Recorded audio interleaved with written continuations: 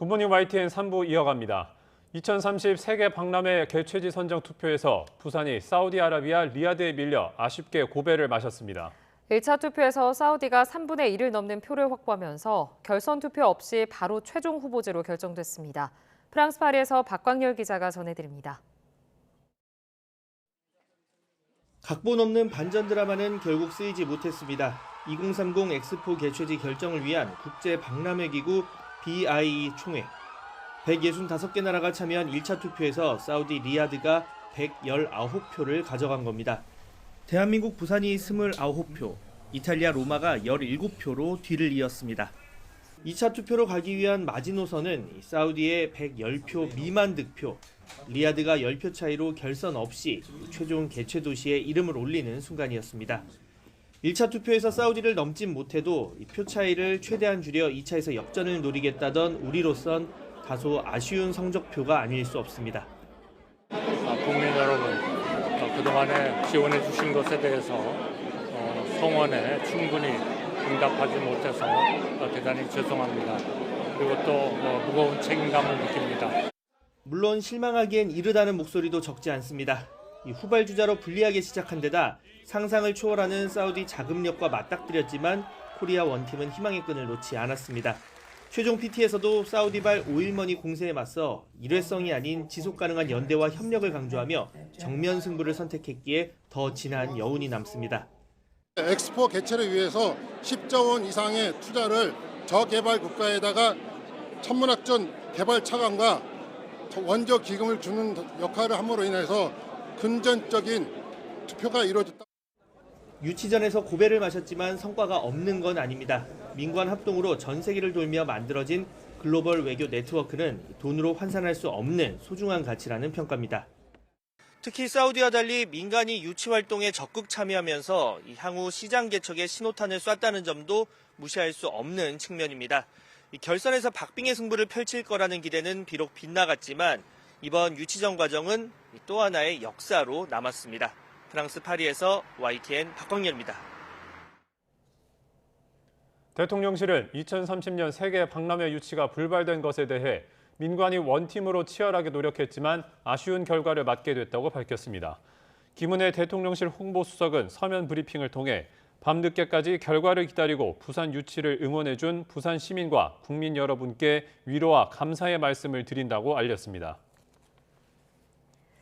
경제계는 2030 부산 세계박람회 유치 실패에 아쉬움을 드러내면서도 유치 과정에서 한국의 저력을 세계에 보여준 성과를 높이 평가했습니다. 대한상공회의소는 논평에서 국민들의 단합된 유치 노력은 대한민국의 국가 경쟁력을 한 단계 끌어올렸을 뿐 아니라 한국 산업의 글로벌 지평도 확대하는 계기가 됐다고 평가했습니다. 한국경제인협회와 한국경영자총협회도 비록 이번엔 성공을 거두진 못했지만 대한민국을 전 세계에 알리는 계기가 되었을 뿐 아니라 모두 원팀이 돼 열정과 노력을 보여줬다고 평가했습니다. 2030년 엑스포를 유치하게 된 사우디는 국제사회가 신뢰를 표현해 준 것이라고 생각한다며 감사의 뜻을 표했습니다. 외신들은 인권 탄압국이자 은둔의 왕국인 사우디가 국제사회에 복귀하는 계기를 마련했다고 평가했습니다. 서봉국 기자입니다. Choose to partner and invest together to seize the collective opportunities for the future. 공주와 외무장관 등이 직접 프레젠테이션에 참가했던 사우디는 결과 발표 뒤 지지해준 국가들에 감사하고 기대에 부응하는 엑스포 개최를 위해 최선을 다하겠다고 밝혔습니다. 그러면서 국제사회가 자신들의 제안, 비전 2030의 신뢰를 표현해준 결과라고 평가했습니다. 최종 후보국이었던 한국과 이탈리아에 비해 일찌감치 유치전에 뛰어들었던 사우디. 초반부터 자본력을 내세운 공세를 펼치며 앞선다는 평가를 받았습니다. 실권자 빈살만이 주도권을 쥐고 은둔의 석유 왕국에서 벗어나 경제, 사회구조 개혁을 위한 프로젝트의 일환으로 엑스포 유치에 사활을 건 것이 주요했습니다. EU 국가들의 비난에도 불구하고 마크롱 대통령이 일찌감치 지지를 표명했던 프랑스는 긍정적인 반응을 내놨습니다. This will really cement its return to the world stage following years of isolation following the killing of Saudi dissident journalist Ahmed Khashoggi in the consulate in Istanbul in 2018. 앞서 사우디가 엑스포를 통해 억압적인 이미지 세탁에 나선다고 비판했던 미 정치 매체 폴리티코도 빈 살만이 친환경, 최첨단 기술을 내세워 진보적인 이슬람 왕국의 이미지를 보여줄 것이라고 한 발 물러섰습니다. 변화의 시대, 미래를 내다보는 내일로 함께를 슬로건으로 내세우고 축구 스타 호날두까지 동원해 압도적인 승리를 거둔 사우디. 엑스포라는 전 세계적 이벤트의 성공 개최로 보수적 이슬람 왕정 이미지를 탈피하고 국제 무대 영향력을 확대하는 데 주력할 것으로 보입니다. YTN 서봉국입니다. 미국 국방부가 북한이 쏜 위성이 궤도에 진입한 사실을 공식 확인했지만 성공 여부에 대해서는 말을 아꼈습니다. 북한이 미국 백악관과 국방부 건물을 위성으로 촬영했다는 주장에 대해서는 인터넷에서 쉽게 구할 수 있는 사진이라며 대수롭지 않게 반응했습니다. 워싱턴 권준기 특파원입니다. 미국 국방부는 북한 위성이 지구 중력을 벗어나 우주에 떠 있는 상태라며 궤도에 진입한 건 맞는다고 확인했습니다. 다만 위성 발사의 성공 여부에 대해서는 북한이 판단할 몫이라고 답했습니다. Really, it would be up to the North Koreans to define what the parameters of this launch were and what they were hoping to achieve. I'm not going to speak to that other than to say again, we do know that it's in orbit. 북한이 미국 백악관과 펜타곤 등을 위성으로 촬영해 김정은 국무위원장에게 보고했다는 주장에 대해서는 심각하지 않게 받아 넘겼습니다. 미국 주요 시설의 위성 사진은 인터넷에서 손쉽게 찾을 수 있다는 겁니다. I will say that there are plenty of images of the Pentagon and the White House online, so I'll just leave it at that. Yeah. 앞서 백악관 국가안보회의는 북한이 위성으로 미국 주요 시설을 촬영했다는 주장에 대해 사실 여부를 독자적으로 확인할 수 없다면서도 도발 행위를 멈추라고 경고했습니다. 미 국방부는 비무장지대 감시 초소를 복원하는 북한군 움직임과 관련해서는 예의주시하고 있다고 밝혔습니다. You know, it's obviously something that we're continuing to monitor closely. I don't have any specific information to provide right now on, purported North Korean deployments.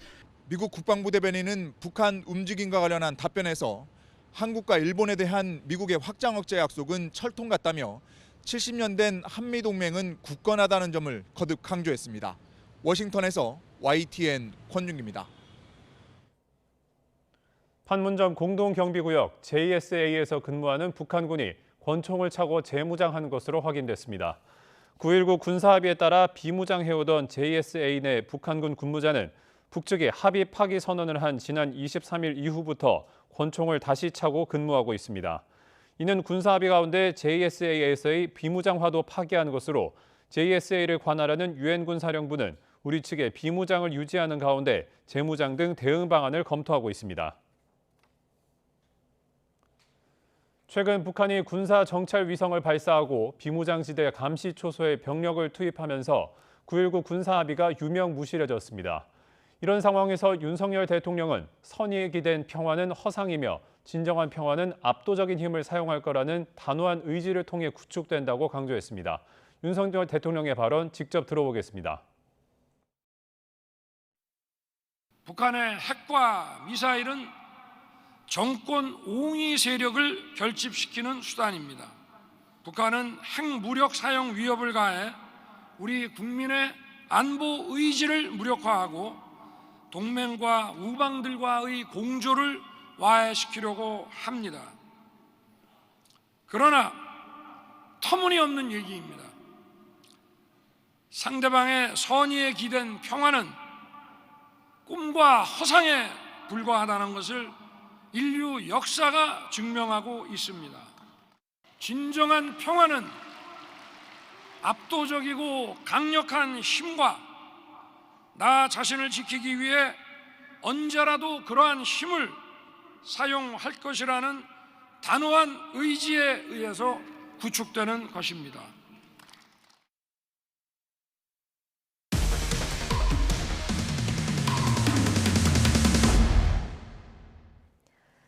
이른바 다이어트약 성지로 유명한 의원들이 줄줄이 마약류 관리법 위반으로 입건되는 등 수사를 받는 것으로 확인됐습니다.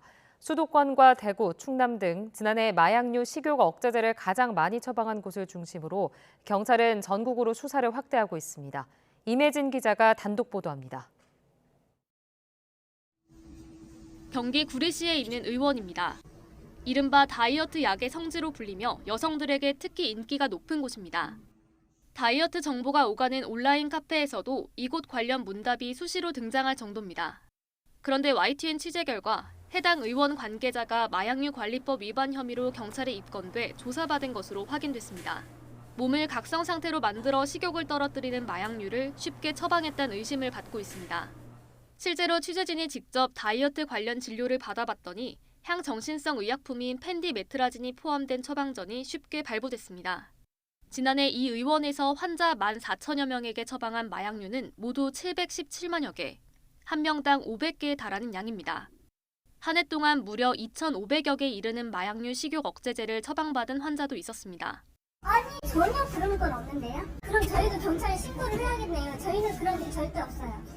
그런데 경찰 수사선상에 오른 다이어트 관련 유명 의원은 이곳뿐만이 아닙니다.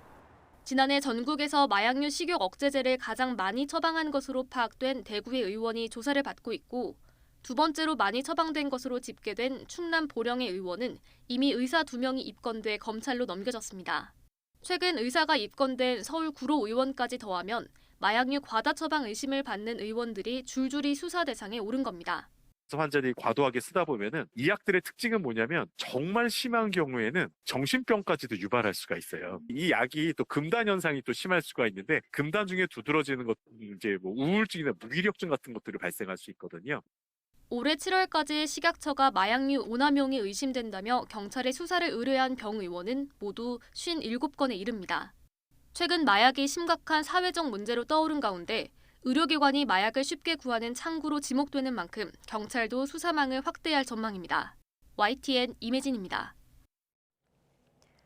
내년부터 마약류 중독자 치료보호 대상자도 건강보험을 적용받을 수 있습니다. 보건복지부는 어제 오후 제24차 건강보험정책심의위원회를 열고 이런 내용을 의결했습니다.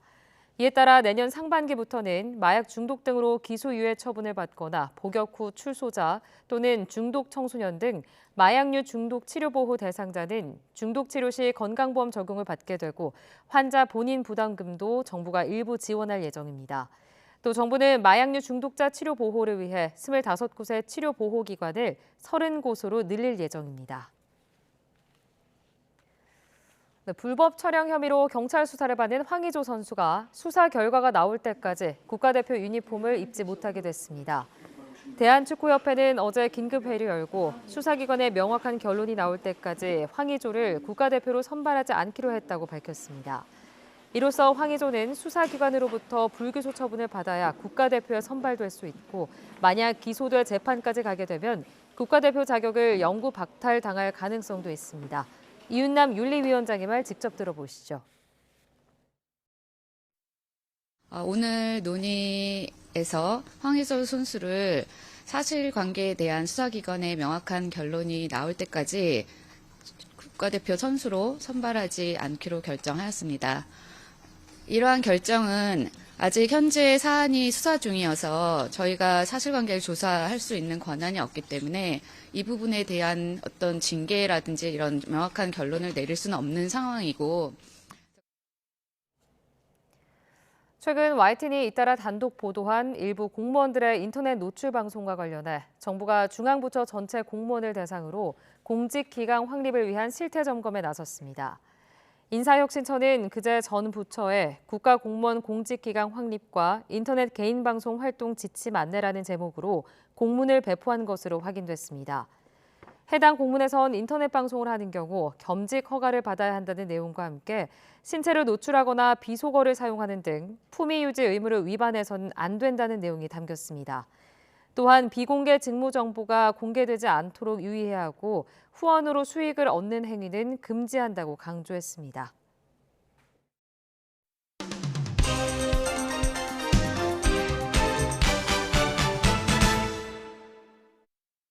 (11월 29일) 수요일입니다. 굿모닝 브리핑 시작합니다. 오늘은 행정 전산망 장비의 노후 문제를 다룬 조선일보 기사 먼저 보겠습니다. 일면입니다. 최근 발생한 먹통 사태로 지방행정 전산망 시스템 노후 문제가 수면 위로 드러났죠. 하지만 지난 4월에 발표된 대통령 직속 디지털 플랫폼 정보위원회 자료에 따르면 장비의 87%가 내구 연한을 경과한 것으로 파악이 됐고 시스템 노후화로 인해서 신기술을 적용할 수 없는 등 한계에 봉착했다는 진단을 이미 내린 바 있었습니다. 주요 네트워크 장비인 라우터, 방화벽 장치, 통신용 중계기 등의 내구 연한은 6에서 9년 정도인데 이를 넘긴 장비도 전체의 12% 수준인 것으로 파악됐습니다. 이를 보면서 전문가들은 더 늦기 전에 국가 전산망 전체에 대한 대대적인 재점검을 해야 한다고 조언하고 있습니다. 노후 장비들에 대해서는 과감하게 돈을 들여서 교체를 해야 한다고 보는 겁니다. 나아가서 일부 전문가들은 차라리 시스템 통합 관리를 민간 기업에 위탁 운영하는 방안도 검토해야 한다고 말하고 있는데요. 그래야만 오류 수정이나 장비 최신화에 더 적극적일 수 있다고 보는 겁니다. 다음은 고용 통계의 착시 문제를 다룬 동아일보 기사 보겠습니다. 지난 10월 기준 고용률은 63.3%로 역대 최고이고 실업률은 2.1%로 역대 최저를 기록했습니다. 이 지표만 보면 고용 부문에서의 호황처럼 보이겠지만 사실 여기에는 착시 효과가 있다는 지적이 나오고 있습니다. 그래프를 보면서 설명을 더 드리겠습니다. 연도별 60세 이상 취업자 수 비교가 나와 있는데요. 먼저 각 왼쪽에 나온 건 통계청이 발표한 숫자입니다. 현재 통계청이 발표하는 고용 통계는 일주일에 단 몇 시간만 일하더라도 한 명의 취업자로 계산이 됩니다. 반면 오른쪽은 OECD 회원국들이 주로 활용하는 전일제 환산 취업자 수인데요. 일주일에 40시간 일한 사람을 한 명으로 산정하고 20시간 일했다면 0.5명, 60시간 일했다면 1.5명으로 간주하는 식입니다. 그렇게 보면 지난 10월 고령층 취업자 수는 통계청 발표보다 72만여 명, 11%가량 적은 것으로 볼 수 있습니다. 이를 보면서 한 전문가는 취업자 수가 늘더라도 상당수가 단시간 근로자라면 고용시장은 오히려 악화되는 것으로 볼 수 있다고 평가했습니다. 또 같은 이유로 국회에서도 전일제 환산 고용 통계를 도입하고자 하는 움직임이 나타나고 있습니다. 두 번째 착시는 실업률에서도 나타나는데요. 최근 취업 준비나 학업 등을 하지 않고 그냥 쉬었다라고 응답한 청년이 늘고 있습니다. 이들은 비경제활동 인구로 분류가 돼서 고용률이나 실업률 통계에 반영이 되지 않는데요. 기사에서는 사실상 실업자임에도 통계에 잡히지 않는 문제가 발생한다고 지적했습니다. 다음은 경향신문 기사 보겠습니다. 100세 인생 흑자는 34년뿐이라는 제목을 둘러싸고 크게 그래프가 하나 보이실 겁니다. 우리가 살면서 쓰는 돈과 버는 돈이 있다고 볼 때 어느 쪽이 더 큰가를 연령대별로 나타내고 있는데요. 적자에서 흑자로 다시 적자로 돌아가는 걸로 나타났습니다. 흑자인 구간은 27세부터 61세까지였는데요. 43세 때 정점을 찍는 것으로 나타났습니다. 인생에서 적자폭이 가장 큰 때는 17세였는데 노동소득은 없는 반면 사교육 등 교육소비 규모가 크기 때문으로 분석됩니다. 또 61세 이상 노년층은 소득이 없거나 적은데 보건 소비가 늘어나는 등의 이유로 적자가 발생한 것으로 분석됩니다. 다만 과거 데이터와 비교했을 때 적자 재진입 연령은 갈수록 늦춰지는 추세였습니다. 지난 10년 동안의 통계를 보면 흑자 진입 시기는 27세에서 28세 정도로 일정했지만 적자로 재진입한 때에는 2010년 56세에서 현재는 61세로 5년 정도 늦춰진 것으로 나타났습니다. 자, 오늘 볼 마지막입니다. 올해의 단어에 관한 동아일보 기사입니다. 미국의 유명 사전 출판사 메리엄 웹스터는 지난 2003년부터 매년 조회수나 검색량 등을 통해서 올해의 단어를 발표하고 있습니다. 최근 2023년 올해의 단어가 발표됐는데 바로 어센틱이었습니다. 이 어센틱은 참된, 진정성 있는, 진짜 등의 뜻을 가지고 있는데요. 현재 언론들은 인공지능 기술이 발전하면서 진짜와 가짜의 경계가 모호해지며 관련 검색량이 늘어난 것으로 보고 있습니다. 메리엄 웹스터 측도 정치인이 실제로 발언을 한 것인지 학생이 정말로 논문을 쓴 것인지 알 수가 없는 시대가 됐다면서 그 선정 이유를 밝히기도 했습니다. 한편 올해 검색량 2위를 차지한 단어도 딥페이크였는데요. 앞서 본 어센틱과 인공지능 등과 관련이 있다고 볼 수 있습니다. 이 밖에도 트위터가 이름을 바꾼 X, 전쟁으로 큰 피해를 입은 이스라엘 협동농장 키부츠 등에 대한 검색도 많았던 것으로 나타났습니다. 11월 29일 아침 신문 살펴봤습니다. 지금까지 굿모닝 브리핑이었습니다.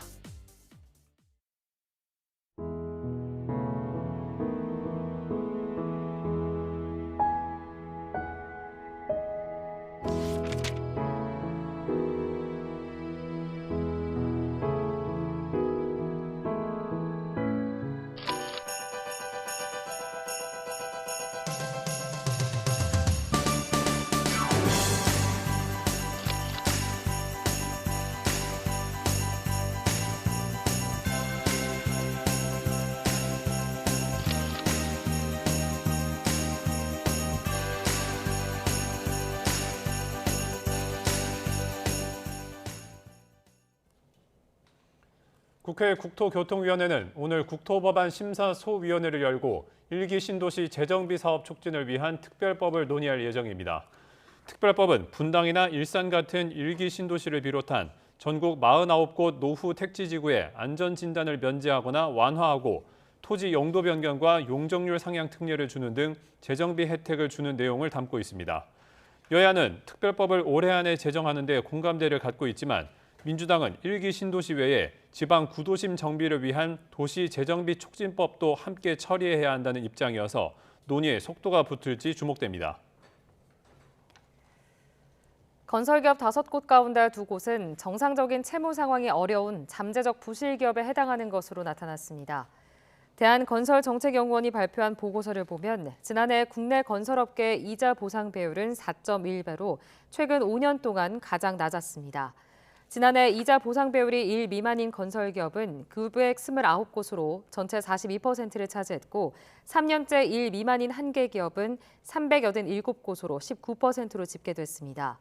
전문가들은 고금리 상황에서 건설 원가가 높아져 수익률이 악화했다며 건설업계 부실이 본격화되는 내년부터는 대응 방안이 필요하다고 진단했습니다.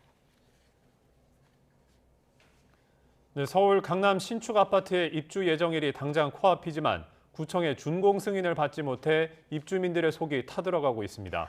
시공사는 임시 승인을 받아 입주에 차질이 없도록 하겠다는 입장인데 입주민들은 내부 부실 시공도 의심된다며 분통을 터뜨리고 있습니다. 윤혜리 기자입니다. 아파트 단지를 따라 가림막이 길게 둘러쳐져 있습니다. 곳곳에는 건설 자재들이 나뒹굽니다. 6,700여 세대의 입주가 임박한 서울 개포동에 있는 신축 아파트 단지입니다. 아파트 주변에 펜스가 둘러쳐져 있고 아직 정리되지 않은 흙더미가 한가득입니다. 당장 입주가 코앞이지만 아파트 정비 기반 시설 공사가 아직 완료되지 않은 겁니다. 이 때문에 강남구청은 지난달 준공 승인을 보류했습니다. 아파트 단지 방음벽과 전기시설 등 기반시설과 기부 체납 시설 공사가 아직 완료되지 않았다는 이유입니다. 이에 시공사 측은 임시 사용 승인을 받아 입주에 차질이 없도록 하겠다는 계획입니다. 조합원들에게는 코로나와 우크라이나 전쟁 등으로 자재 수급이 늦어지고 물가가 상승해 공사가 지연됐다며 각종 공사는 내년 초까지 진행될 예정이라고 설명했습니다. 승인이 늦어지는 동안 입주민들의 속은 타들어갑니다. 당장 이사 걱정은 물론 아파트 내부 상황도 좋지 않기 때문입니다. 내부 마감재가 계약 당시 보던 것과 달라 시공사에 교체를 요구했지만 어렵다는 답만 돌아왔습니다. 예쁜 자재로 시공해놓고 나중에는 이게 문의를 맞출 수 없다고 얘기하는 거는 소비자를 우롱한 처사고 약간은 저희 소비자들이 사기당한 거 아닌가 싶은. 당장 임시 사용 승인을 받아 입주가 가능해지더라도 정식 승인을 받기 전까지 입주민들의 불편은 여전히 이어질 것으로 보입니다. YTN 윤혜리입니다. 전남 담양 대전면 주민들은 인근에 들어선 제지 공장으로 인한 여러 피해를 호소하고 있습니다. 한국농어촌공사가 이 공장에 농업용수를 공급하는 계약 종료를 추진하고 있는데요. 그러나 주민들은 농어촌공사의 계약 해지 절차가 제대로 진행되지 않고 있다며 반발하고 있습니다. 나현우 기자입니다. 전남 담양 지역 주민들이 한국농어촌공사 지사에 우르르 몰려가 항의합니다. 수년째 주민들이 피해를 호소하고 있는 마을 주변 제지 공장. 이곳에 농업용수를 공급하는 계약이 올해 말로 끝나는데 농어촌공사가 계약 해지 절차를 제대로 진행하지 않고 있다는 겁니다. 지금 한국농어촌 계약서를 이행을 안 하면 법적으로 좀 문제가 될 수 있어서 저희들이 강력하게 항의하고 있습니다. 농어촌공사와 제지업체 사이에 체결한 용수 사용 계약서에는 계약 기간 종료 한 달 전에 협의에 따라 계약 기간을 연장한다고 돼 있습니다. 주민들은 계약서대로 협의를 하지 않았으니 계약 해지 과정에 하자가 생기는 것 아니냐며 우려하고 있습니다. 가처분이나 이런 소송이 들어올 것 같아요. 큰 노팜 같은 그런 데를 사용 계약을 해서 와서 뭐든지 하자가 있는 분을 잡으려고 하거든요. 반면 농어촌공사는 제지업체와 서류를 통해 협의를 이어가고 있었기에 하자는 없다는 입장입니다. 민원 해결이 되지 않는 한 농업용수 사용 허가가 불가하다는 통보를 제지업체에 수차례 보냈다는 점도 강조했습니다. 현재 상태로는 우리 지침이나 규정에 다수의 민원 발생, 분쟁 유발, 그 우려가 있을 경우는 사용화가 제한이 할 수 있기 때문에 아마 그 조항에 의거해서 처리가 될 것으로 생각하고 있습니다. 한국농어촌공사는 주민들의 의견을 수렴해 절차에 흠이 없는지 법률 자문을 구하고 제지업체와도 대면 협의를 진행하기로 했습니다. YTN 나연호입니다.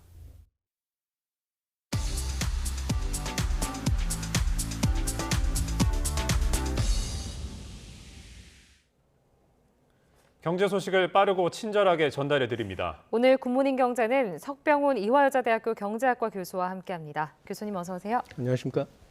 교수님, 오늘 가계대출 금리 얘기부터 해보겠습니다. 8개월 만에 5%대로 올랐다고 하는데 그 배경이 뭔가요? 예, 지금 한국은행 발표에 따르면요, 가계대출 금리는 3개월 연속 상승을 해서 다시 5%대에 진입을 했습니다. 가장 큰 배경은 은행채와 코픽스 등 지표금리가 오른 영향인데요. 그럼 이 지표금리가 왜 올랐느냐? 이것을 보면 지난달에 미 국채 10년물 금리가 16년 만에 최고치로 상승해서 5%대에 진입한 영향입니다. 미 국채 금리가 상승을 하니까 투자자들이 자산 포트폴리오를 조정한 영향으로 한국의 국채 금리, 한국의 은행채 금리 등 시장 금리 역시 상승을 했습니다. 그래서 지난달 은행채 5년물 금리는 전달보다 0.28%포인트 상승을 해서 4.71%가 됐고요. 그다음에 코픽스, 이것은 이제 시중은행들의 자금 조달 비용을 가중평균한 것이죠. 0.15%포인트 상승을 해가지고 3.97%가 됐습니다. 그래서 이렇게 은행채와 코픽스 등 지표금리가 올랐기 때문에 당연히 여기에다 가상금리를 더해서 결정이 되는 가계대출 금리도 역시 상승을 한 것입니다. 이 가계대출 금리 또한 상승을 했고 또 주택담보대출 금리도 5달 연속 올랐습니다. 이렇게 금리가 계속 오르는데 그런데 가계부채 증가세는 좀처럼 꺾이지 않고 있는 모습이거든요. 이 배경은 뭐라고 보십니까? 예, 가계부채가 증가세가 꺾이지 않는 배경은 여전히 주택 매매 가격이 상승하고 있기 때문이다 라고 저는 보고 있습니다. 예. 금감원 발표에 따르면요, 10월 달만 봐도 금융권 가계대출이 6조 3천억 원 증가했습니다. 9월 달에는 전월 대비 2조 4천억 원 증가했는데요. 10월 달에 6조 3천억 원 증가했기 때문에 증가폭이 더 커진 거죠, 오히려. 금리는 올라갔음에도 불구하고. 그런데 6조 3천억 원 증가한 거에 가장 크게 기여한 부분은 역시 주택담보대출입니다. 주택담보대출은 무려 5조 2천억 원이나 증가를 했거든요. 근데 주택담보대출이 증가한 이유는 사실 주택 가격이 여전히 상승하고 있기 때문입니다. 10월 달 같은 경우도 전국 주택 매매 가격이 전월 대비 0.06% 상승을 해가지고요. 9월 달이랑 상승폭 자체는 동일합니다. 물론 최근에 그 주택 가격의 전망을 나타내는 선행 지표들이 하락하는 추세를 보이고 있긴 하지만 여전히 어찌됐든 10월 달까지 주택 가격은 전국 기준으로 상승을 했기 때문에 무주택자들 같은 경우는 주택 가격이 더 오를 거로 예상을 해서 대출을 받아가지고 주택을 구매하고자 하는 수요가 있었습니다. 예. 거기다가 여기에 또 더한 것은 정부가 정책자금 대출, 무주택자에게 제공하는 정책자금 대출 공급도 또 늘어났거든요. 그래서 정책자금 대출만 1조 4천억 원이 또 지난달에 증가하는 이런 것이 결국은 고금리 하에서도 주택담보대출 위주로 가계부채가 증가하게 된 원인이 되겠습니다. 교수님, 또 이 마이너스 통장이라고 하죠. 그 예. 신용한도대출, 이 금리도 6%대에 육박을 했다 이러는데 이렇게 되면 어떤 부작용이 좀 우려가 되십니까? 아무래도 마이너스 통장 대출을 쓰고 있는 분들이 많은 타격을 받을 것으로 보입니다. 실제로 지난달에요. 마이너스 통장 대출도 무려 7,600억 원이나 증가를 했거든요. 근데 이 마이너스 통장 대출이 이렇게 증가한 이유는 크게 한 3가지 정도를 볼 수가 있습니다. 첫 번째는 이 기업 공개, 공모주 청약을 하고자 단기 자금 대출이 늘어난 영향이 있고요. 두 번째는 추석 연휴, 한글날 연휴 때 소비가 늘어나기 때문에 이때 소비를 위해서 마이너스 통장 대출을 활용한 것들이 있었습니다. 그리고 주택 가격 상승하고 지금 이사철이다 보니까 이사 비용이 또 필요해가지고 이것도 마이너스 통장 대출이 7,600억 원 증가한 것에 기여한 것으로 보입니다. 근데 여기서 우려되는 점은 무엇이냐면 앵커님께서 지적해 주신 것처럼 5대 은행 신규 취급 마이너스 통장 대출이 다 5% 후반대로 거의 6%대에 육박하는 상황이거든요.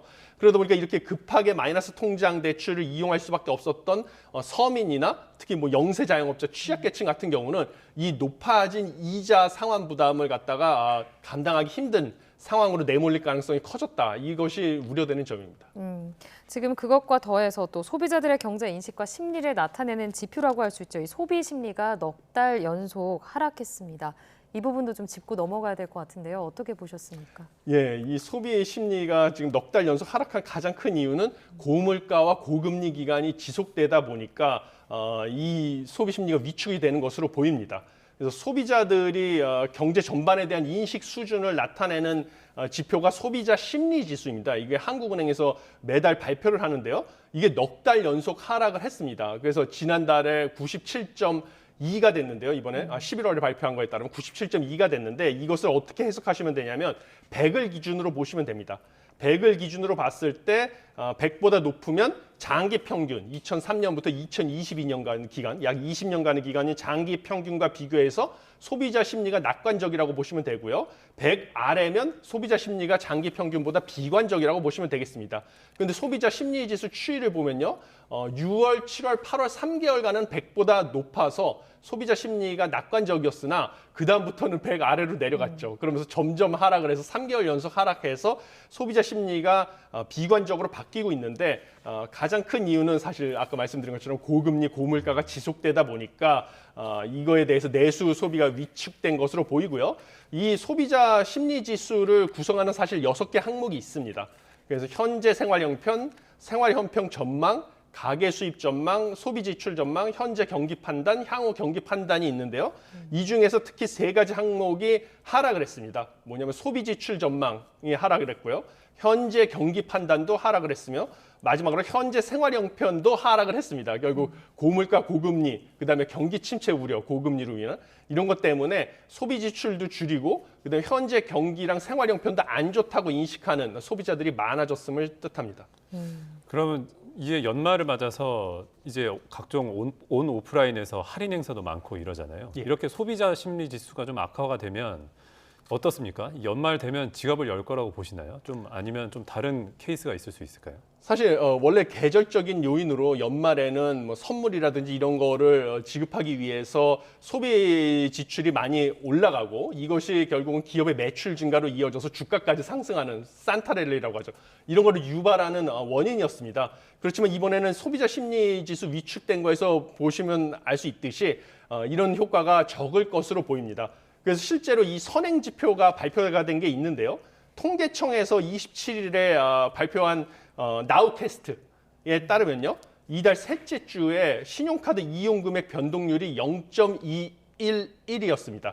이것은 뭐냐면 그 신용카드 업계 1위인 신한카드 매출 자료를 바탕으로 좀 선행 지표로 발표하는 건데요.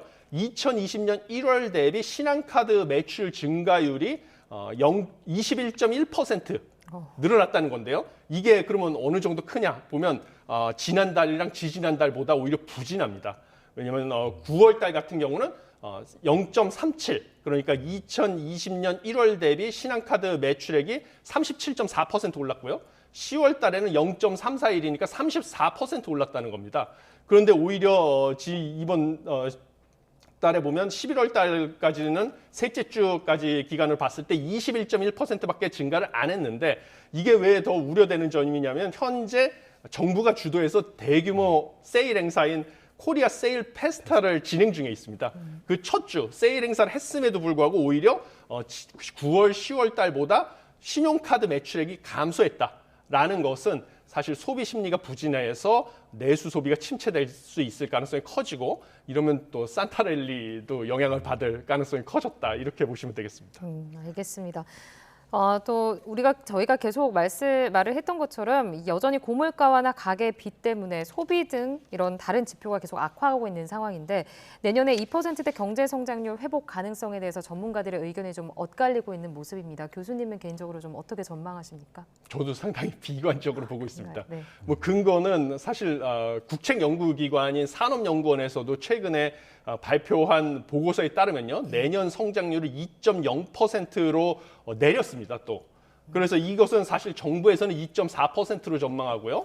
뭐 한국은행, 한국개발연구원이죠, KDI, 뭐 IMF 등은 내년에 2.2%로 전망을 했는데 가장 최근에 발표한 산업연구원 전망치가 이보다도 낮은 2.0%였다는 것은 시간이 갈수록 점점 더 전망치는 하락을 해서 1%대 성장 내년에도 그렇게 될 가능성이 크다라고 저는 보고 있습니다.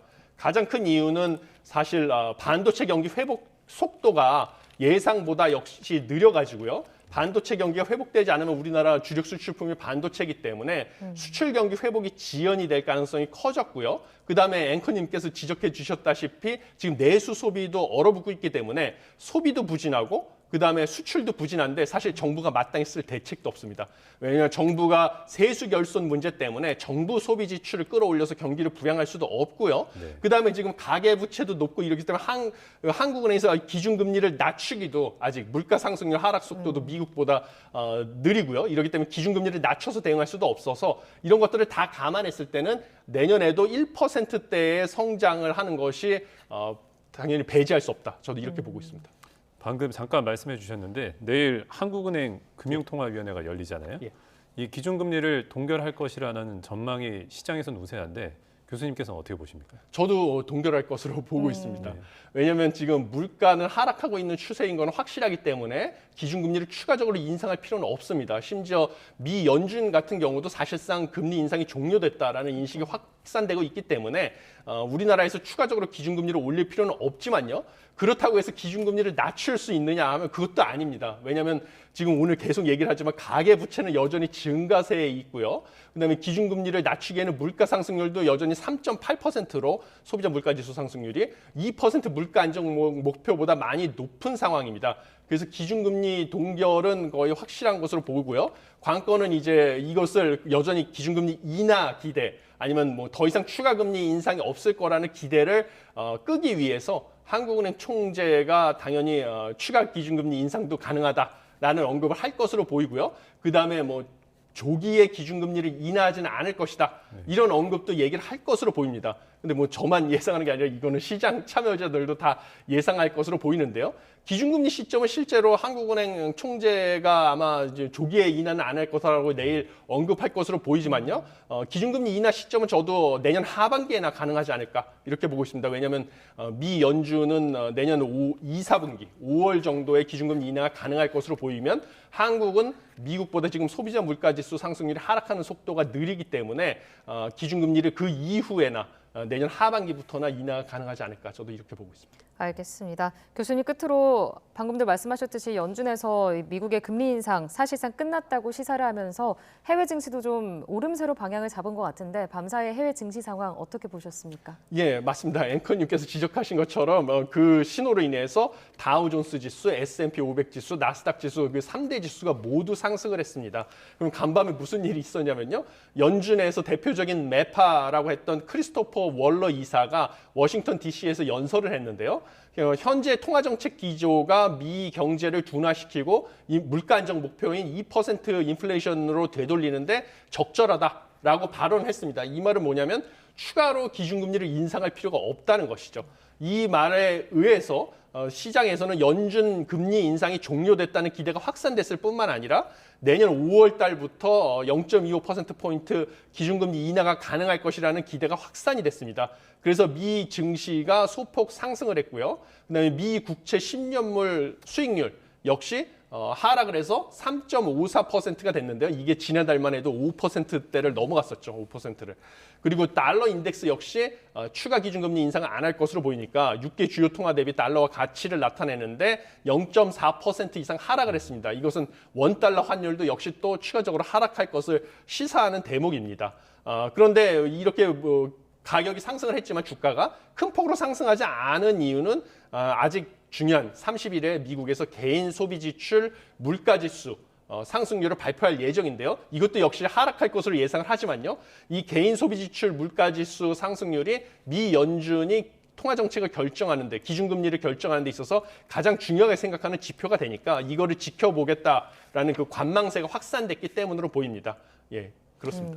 교수님 한 가지만 더 여쭙겠습니다. 그 방금 소비 지출 물가 지수가 예. 나올 거다라고 예. 말씀해 주셨는데 이 미국에서도 사실 앞선 전망치에서는 이 소비가 둔화하는 것 아니냐라는 뭐 우려라든지 지적이 많이 나왔었잖아요. 근데 이번 추수감사절 연휴 기간 동안에는 온라인 쇼핑 매출이 사상 최대를 기록했다고 해요. 맞습니다.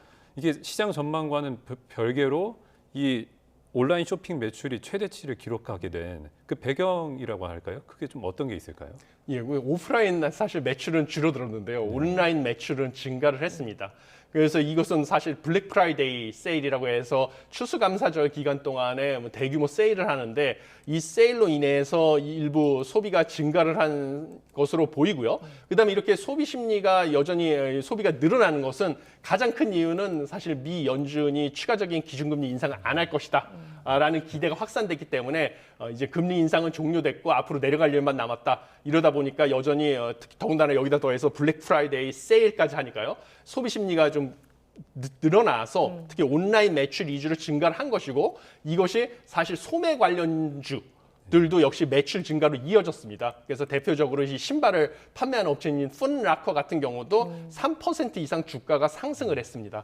그래서 예, 그렇게 보입니다. 기준금리가 이제 내려갈 일만 남았다라는 인식이 확산됐기 때문으로 그런 보입니다. 기대감이 좀 반영이 됐다. 예. 그래서 소비가 늘어났다고 보시는 예, 거군요. 알겠습니다, 교수님. 네, 오늘 굿모닝 경제는 여기까지 듣겠습니다. 지금까지 석병훈 교수와 함께했습니다. 교수님 고맙습니다. 고맙습니다.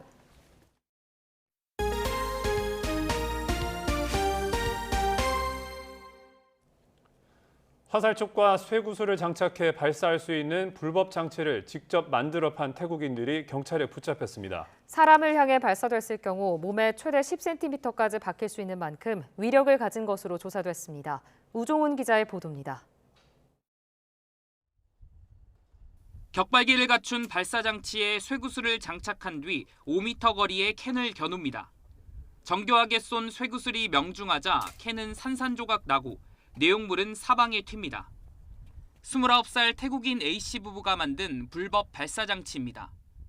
고무줄 등 탄성을 이용한 발사장치는 격발 장치가 있고 발사체 운동 에너지가 일정 기준을 넘으면 불법인데 이들이 만든 장치의 운동 에너지는 기준치보다 120배 높은 것으로 나타났습니다. 화살촉을 가까운 거리에서 사람 몸을 향해 쐈을 때 신체에 7에서 10cm 박힐 만큼 위력이 있는 것으로 조사됐습니다. 최대 15만 원에 이르는 발사장치에는 조준경도 달려 있었는데 배율과 0점을 조절할 수 있을 정도로 정교하게 만들어졌습니다. 정확성이 높고 원거리 사격이 가능한 구조로 관통력 등 그 위력이 사람의 신체에 충분히 위해를 가할 수 있을 정도였습니다. 불법 체류자인 A씨는 생계를 이유로 유튜브를 통해 제조 방법을 익혔고 해외에서 부품을 들여왔습니다. 확보된 부품은 SNS 메신저를 통해 구매 의사를 밝힌 국내 태국인들에게 넘어간 뒤 조립된 것으로 조사됐습니다. A씨 부부는 이런 식으로 2년여 동안 불법 발사장치를 420차례에 걸쳐 6,500만 원어치나 팔아치웠습니다. 경찰은 이들을 총포화약법 위반 혐의로 체포하고 발사장치를 사들인 태국인 9명도 함께 붙잡았습니다. 또 현재까지 회수한 15정 이외에 다른 발사장치들 역시 계좌 거래 기록을 바탕으로 회수에 나설 방침입니다.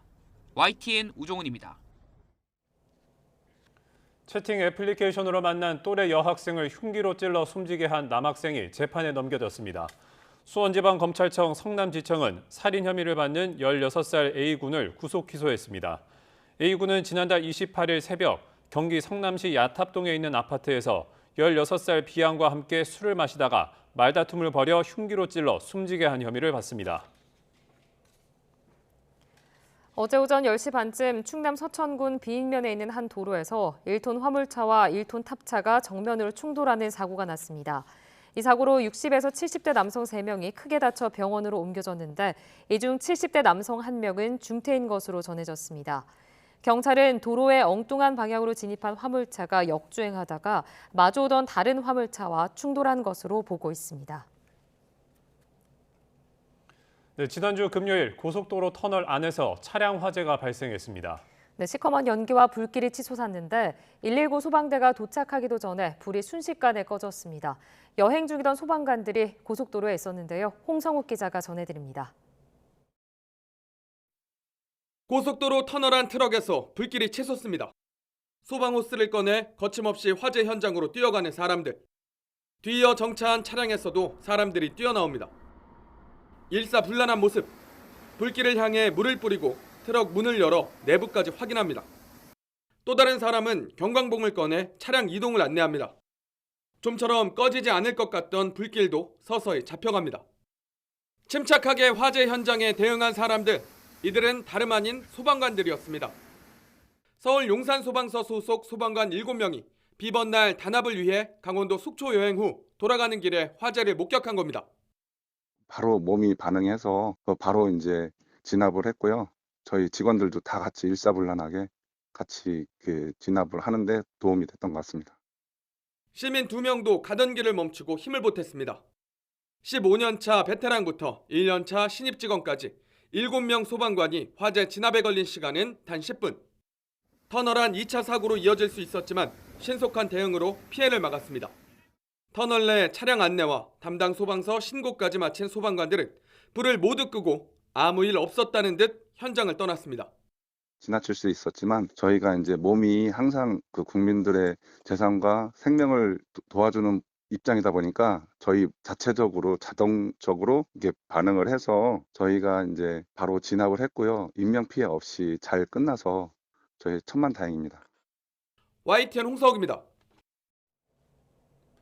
팔레스타인 무장정파 하마스가 휴전 닷새째인 28일 인질 12명을 추가로 석방했습니다. 이스라엘군은 소셜미디어 X를 통해 이스라엘인 인질 10명과 외국 국적 피랍자 2명 등 12명을 인계받았다고 밝혔습니다. 군 당국은 풀려난 인질들은 특수부대의 보호를 받으며 이동하고 있고 우선 기초 건강검진을 받은 뒤 가족과 만날 것이라고 설명했습니다. 이로써 일시 휴전이 시작된 지난 24일 이후 가자 지구에서 풀려난 인질은 모두 81명으로 늘었습니다. 이스라엘과 팔레스타인 무장정파 하마스가 휴전을 이틀 더 연장해 총 8일간의 휴전 합의에 근접하고 있다는 현지 보도가 나오고 있습니다. 네, 이런 가운데 휴전 추가 연장 여부는 하마스가 석방할 인질을 얼마나 더 확보할 수 있는지에 달린 것으로 전해졌습니다. 보도에 이상순 기자입니다. 이스라엘과 하마스의 일시 휴전 추가 연장은 하마스가 열쇠를 쥐고 있다는 주장이 나왔습니다. 하마스가 추가 석방 인질을 얼마나 확보하느냐에 휴전 추가 연장 여부가 달려 있다는 겁니다. However, the 4 days were used to increase the number of hostages that are identified by Hamas, and therefore we reached this number of 20. We are hopeful that in the next 48 hours we will be getting more information from Hamas regarding the rest of the hostages. 하지만 카타르에 따르면 공은 하마스에 있습니다. 이틀 동안 추가 석방될 인질 20명 이외에 인질이 얼마나 더 있는지 하마스가 모른다는 겁니다. 실제로 하마스는 석방 대상 인질을 제때 확보하는데 어려움을 겪는 것으로 알려졌습니다. 인질을 여러 곳에 분산한 데다 이스라엘군의 공습으로 일부 인질을 관리하는 무장 조직 등과 소통이 원활하지 않기 때문입니다. 또 인질 중 일부는 50일 넘는 억류 기간 중 사망했을 가능성도 제기되고 있습니다. 이런 가운데 세계보건기구 WHO는 가자 지구의 보건 시스템 상황이 심각하다고 강조했습니다. 보건 시스템을 제때 복구하지 못하면 폭격 때보다 더 많은 사람이 질병으로 숨질 것이라고 경고했습니다. No medicines, no vaccination activities, no access to safe water and hygiene, and no food. We saw a very high number of cases of diarrhea among infants, and again, there was no treatment available for them.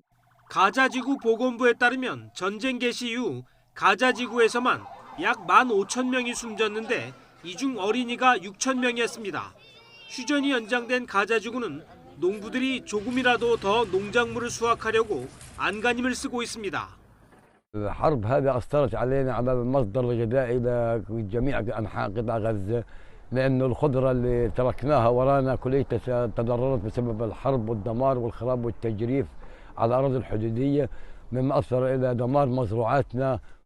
주유소엔 인파와 차량이 몰려 북새통을 잃었고 거리 곳곳에 물을 구하려는 주민들이 몰려나왔습니다. YTN 이상순입니다. 우리 국민 19명도 구출된 미얀마 보이스피싱 조직에 대한 소탕 작전이 내전으로 번지는 양상입니다. 네, 미얀마 군정은 반군 공격의 배후로 중국을 지목하며 우회적으로 불만을 표시하기도 했습니다. 베이징 강정규 특파원입니다. 중국 남부 정부가 내전이 격화되는 미얀마 접경 지역에서 사흘 동안 실전 화력 훈련을 벌였습니다.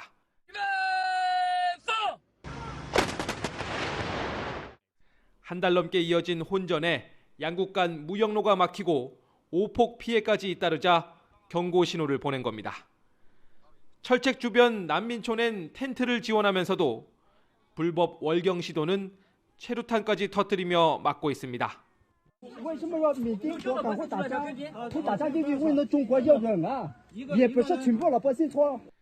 지난달 27일 미얀마 북부 소수민족 반군 3곳이 동맹을 맺고 정부군을 기습한 이른바 1027 작전. 반군들은 중국과 함께 보이스피싱 조직 소탕 작전에 나섰다고 주장하면서 중국군 장비로 무장한 훈련 영상을 공개하기도 했습니다. 실제 최근 중국은 미얀마 북부 최대 군벌과 공조해 악명 높은 4개 일당을 괴멸시켰습니다. 截至目前，缅北相关地方执法部门共向我方移交电信网络诈骗犯罪嫌疑人3.1万名。 세계 반군 동맹과 연결고리는 드러나지 않았지만 미얀마 군정은 이례적으로 불만을 표시했습니다. 관제 시위를 통해 중국이 반군에 무기를 대주며 내전에 개입하고 있다고 규탄한 겁니다. 보이스피싱 단속의 미온적인 군정 대신 중국이 반군과 손을 잡았다는 소문과 같은 맥락입니다. 敦促缅甸相关各方尽快停火止战，坚持通过对话协商，以和平方式解决分歧。 내전 간섭 금지를 천명해온 중국은 반군들의 터무니없는 주장이라며 일축하고 있습니다. 베이징에서 YTN 강정규입니다. 네, 오늘은 어제보다 날이 더 춥습니다. 계속해서 북극 한기가 남하하면서 추위가 점점 더 강해지고 있는데요. 현재 서울 기온은 영하 3.9도로 어제 아침보다 3도가량 낮고요. 체감 온도는 영하 8도 가까이 떨어졌습니다. 특히 오늘 밤 사이에는 더욱 심한 한기가 남하하면서 마치 한겨울 같은 추위가 찾아오겠습니다. 내일 서울 아침 기온 영하 8도까지 곤두박질하면서 올가을 들어 가장 추울 것으로 예상됩니다. 추위 대비 철저하게 해주시기 바랍니다. 오늘 아침 한파주의보가 내려진 강원 북부와 경북 북동 산간을 중심으로는 영하 10도 안팎의 강추위가 기승입니다. 비공식 기록으로 강원도 양양군 설악산의 기온이 영하 15.7도까지 떨어졌고요.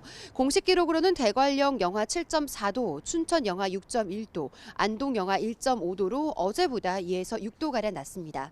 낮 기온은 서울 3도, 청주 6도, 대구 7도로 어제와 비슷하거나 조금 더 낮겠습니다. 추위 속 서쪽 지방을 중심으로는 약한 비나 눈도 내리겠습니다. 아침부터 밤사이 수도권과 충청, 전북 지역에는 1에서 1cm 안팎의 눈이나 비가 조금 내리겠는데요. 내린 눈비가 얼어붙어 빙판을 이루는 곳도 있겠습니다. 교통 안전과 보행자 안전사고에 유의하시기 바랍니다. 주 후반까지 서해안을 중심으로 비나 눈이 자주 내리겠고요. 이번 추위는 일요일부터 점차 누그러질 전망입니다. 한편 뚜렷한 눈비 소식이 없는 동해안 지역은 대기가 점점 더 메말라 가고 있습니다. 여기에 바람도 강하게 불기 때문에 작은 불씨가 대형 화재로 번질 위험이 크니까요. 불씨 관리 철저하게 해주시기 바랍니다. 지금까지 YTN 홍나실입니다. 굿모닝 YTN 마칩니다. 잠시 후 뉴스라이더가 방송됩니다. 시청해주신 여러분 고맙습니다.